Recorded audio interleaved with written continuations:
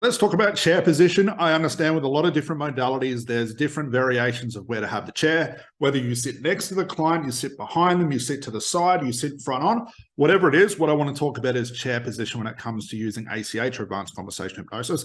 This is my recommendations. The first thing I don't want to be doing is having a client lay down on a chair or a sofa. Why? You've got to think about the implication of telling a client to lay down. That essentially is linked to sleep. And if I give them a pillow, I give them a blanket, I've got a high chance of them falling asleep, which is not what I want to do. Now, this bypasses that thought that if a client goes to sleep, you can give them suggestions or that. That's a lot of rubbish, okay? You have to be able to have a conversation with your client to get feedback to figure out what's going on in this certain part of the therapy to work out if it's going to be working, it's not working, to change tactics. And if your client's asleep, they're asleep. You know, it's just like going to sleep at nighttime. So definitely don't be sitting behind your client.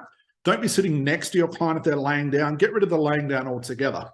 If you're sitting in a chair, what I recommend, and this is sort of a little bit different what a lot of people talk about, is when you have your client on a chair, try and resist as much as possible, giving them a really comfy chair. Now, I made this mistake right at the start.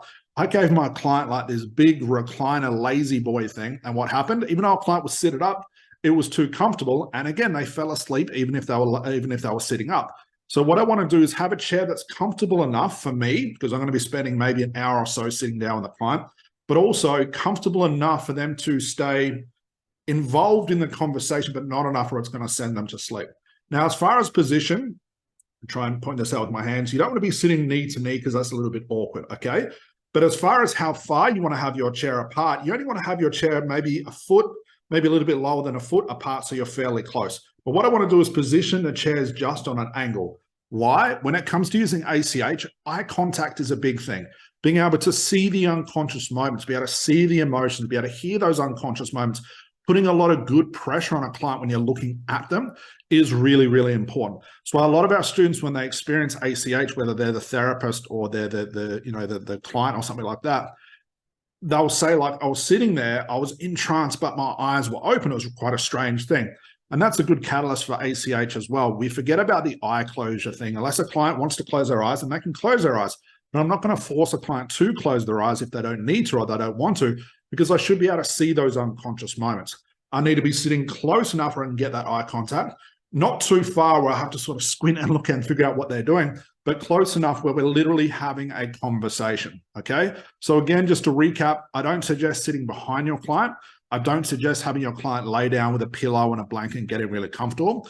Resist as much as you can buying a chair that's maybe too comfortable for your client. If you want a comfortable chair, buy it for you, because you're going to be sitting down for a fair amount of time. Your client has to be involved in the conversation. You have to be able to get feedback from your client, and you definitely be able to sit close enough to them to see the unconscious moments, to definitely hear them, but not too close where you're touching or something like that. And on a slight angle, maybe like that or even like that, whatever's best for you guys, is good enough, okay? So take that into consideration. This is if you're seeing clients face-to-face. If you're seeing clients over Zoom or Skype, it doesn't really matter because you're going to be seated, they're going to be seated. But face-to-face, position those chairs just on a slight angle, close enough to be able to see those unconscious moments. Do not get your clients to lay down.